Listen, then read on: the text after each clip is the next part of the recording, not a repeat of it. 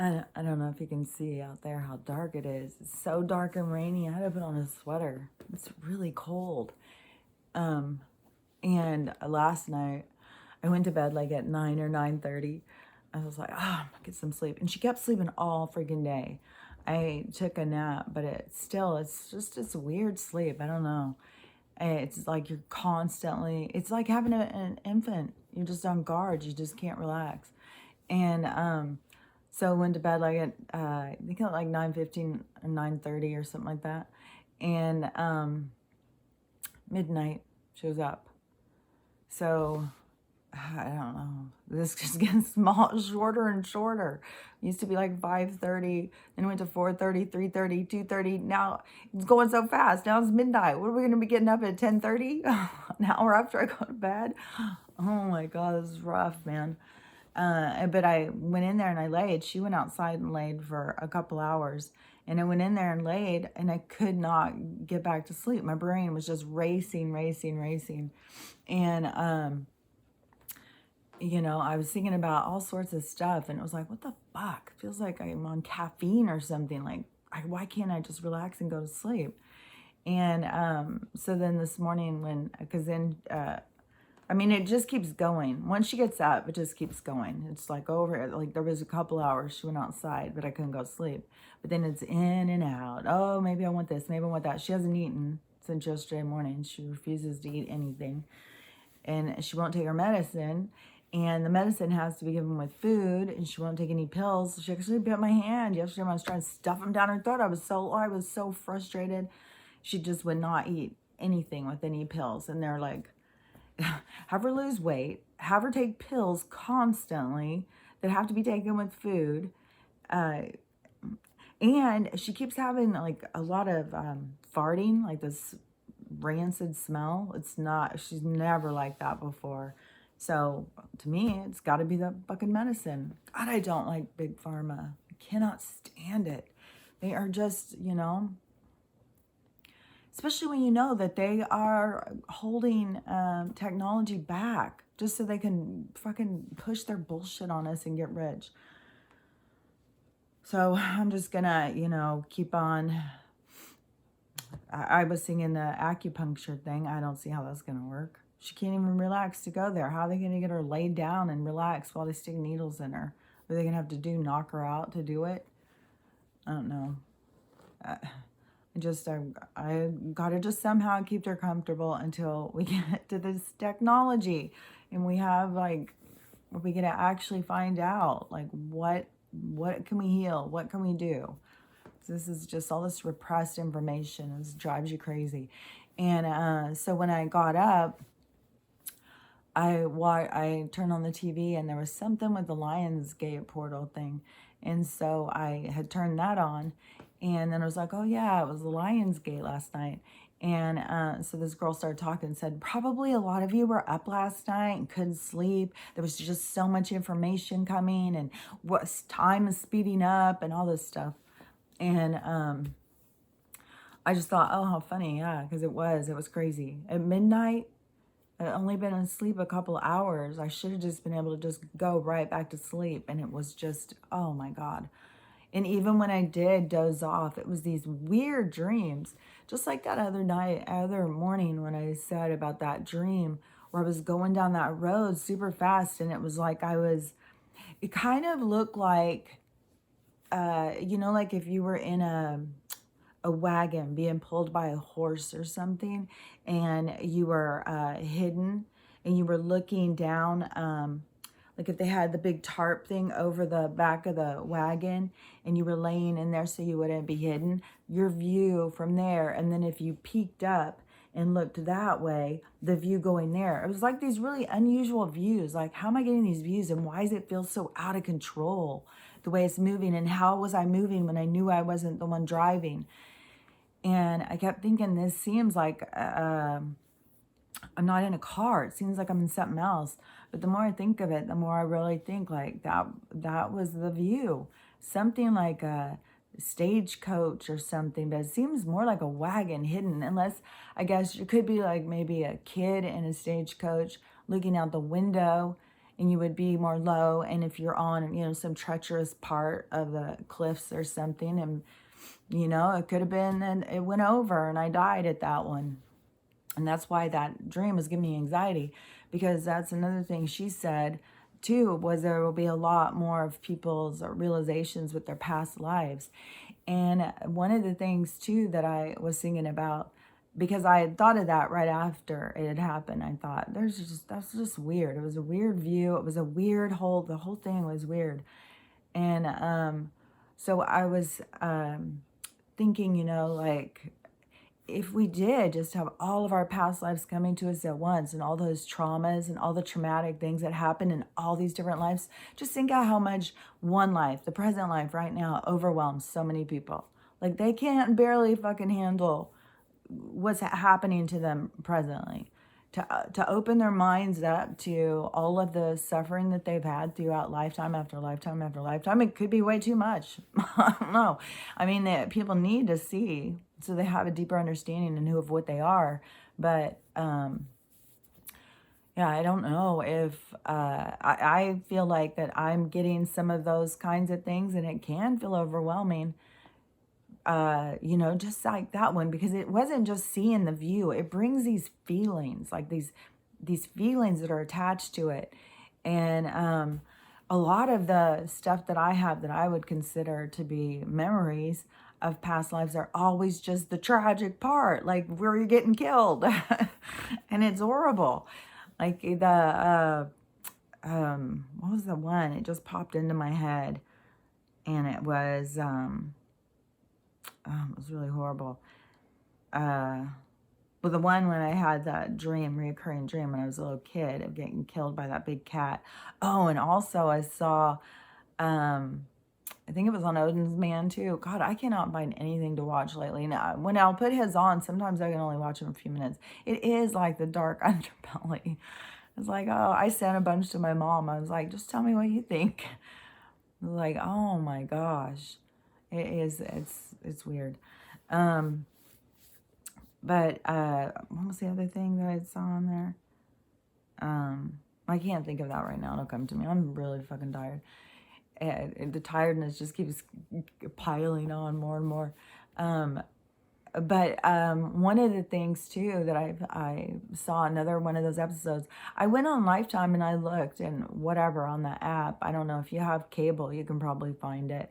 On the app, you have very limited content. So even when you pay for the stupid Lifetime movie network channel, it's just all the movies apparently doesn't cross over to Lifetime channel. I don't know. But even on that, it's just like Dance Moms and Married a Stranger and shit like that.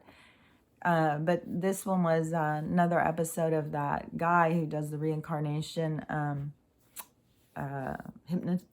hypnosis. And this one, it was two people again. It was so good. It was a girl. The first one was a girl, and she came in, and she had had some really weird things happen. She had a rat come in and had an infected tick, and the tick bit her, and she got like, I don't know, it was like 4 things: Rocky Mountain fever. It was like a whole bunch of shit. I don't know if they're all like associated with the same thing, but she was super sick. Right after she got healed from that, she went out, moved to California, and went out and got mugged at gunpoint in her face. And so she was like, okay, something's going on. There's just like, this is too weird. Like these horrible events to happen that are so weird like this. So she went in to get hypnotized to see if there was some kind of like a past life thing that she was working on. In her past life, it was in the 30s. She was a circus worker. She had 4 brothers. They were all circus workers and thieves and criminals and stuff. Like, she was a criminal, and she'd been married 4 times, and she would just steal money from men just so she could go out and live and have fun. And she could tell all sorts of details. She could tell her name. She could tell her family's name, where they lived. And when she got killed for being a criminal and stuff. But the thing that she brought to the table to this other girl, that gave this other girl that, she, I mean, she's both people, but gave this girl insight, because this girl's attitude was like, I'm going to live life to the fullest. I'm not going to live in fear, because this girl had become so fearful that she wouldn't leave her house anymore. She become like agoraphobic or something. She was just like huddled in her house, like scared to live. And so this girl brought her that information, don't ever be scared to live. And then plus, I think that when people see that they have other lives, then they know, like, oh, this isn't it. This is, so what am I doing here? What am I supposed to be learning, because it frees you once you know you have other lives, that this isn't, this intense thing that they put on there. So it was really cool in the messaging that it brought to that girl, because she said it really did change her outlook about this. And she kind of like this, and you've got that dark and light thing, and see how you have to go in. Stella's on the move. You have to go in and experience one side, and then you have to go in and experience other sides of it. So if you are a criminal, you're going to come back and have crimes against you, most cases, but you're going to have, you've got to go on all sides. You've got to see how a certain thing affects all different people. So then you may have to play the mom of somebody who was had a violent crime committed towards them. So you see, what does that feel like? You have to be the dad. You have to be the brother. You have to be, like, you got to play all the roles. So when you go in and you think, oh, I'm going to go and commit a crime on somebody, like, you don't go in as a soul and just go, yeah, I think I'm going to just go in there and just start killing people. Because it affects more than, oh my God, they're both just like right under my feet. My God, you guys, it's become so competitive right now. It is so horrible too, because it was when Winston got sick, Stella started being super aggressive towards him and stuff, and now Trixie's doing it to Stella. It's really fucking pissing me off. Okay, you're laying on my cord, girl. Okay. So, anyways, I want to finish this one and then I'll move it. So the other person that talked to was a guy, and he was, I think he was like from Brazil or something. He was also some sort of Latin kind of person. I don't remember. It seemed like the other one was Cuban. This one, like Brazil or someplace. And so he had an accent like that, and he brought his Catholic sister when he came to hear about the thing. And when he went in, and he had a horrible fear. He had a sister die right before he was born. And then he had a horrible fear because he was scared his daughter was going to die. And so when he went back, he saw that he was a woman. And I think it might have been the 1600s. I can't really remember, but it was a long time ago. And I'm thinking it was the 1600s, and he was a woman, and he had a little kid, and the little kid got hit by a wagon train car thing or whatever those things were, people, the coaches or whatever. They used to drive through towns before there was roads and shit. And, oh my gosh. And killed her little kid right in front of her. And I think she was in a shop and saw a window and ran out, but he was already dead. And it was very traumatic. When these people go through these experiences with their death, it's super traumatic. And going through the experience with their child's death. And then she went on to have 6 more kids and stuff like that. But this traumatic thing of losing her child, then it made so much more sense to what she was going through. Like this was coming from another life and this other loss. And I think if they would have gone further into it, they would have seen that there was some sort of link with the sister. I think the sister might have been the kid he lost or something. Because you come and you play all different parts for each other. Because there was some weird things about the name of his child and the name of his sister and stuff. But in the sister who came with him to go over his stuff, she was Catholic. She was like, no, I don't believe in reincarnation. And so when they do all the research and they present them with their findings, and they let them have the playback of what they said, like this guy was speaking French and he didn't know French, and he was speaking French. Because he was from Montreal and then moved to Pittsburgh or something, Philly or something like that.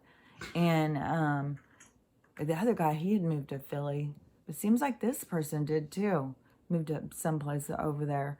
I'm sure it was a lot more populated back then than, because that was like a long time ago. Like, what if America is really 200 and something years old, I don't know. They lie to us about so much stuff. I mean, Christopher Columbus never even been to America. Like, you can't even wrap your head around all the lies. But, so, I don't, no idea. I can't sit here and think like, oh, well, it was this and this, and they would have been over here at this time. Like, it's all fucking lies. So I think that maybe they just go through and they just keep resetting, like, oh, let's try them with this. Oh, that didn't work. Let's just kill them all. Let's do it again. Oh, let's kill them all. Let's do it again. That's what it seems like.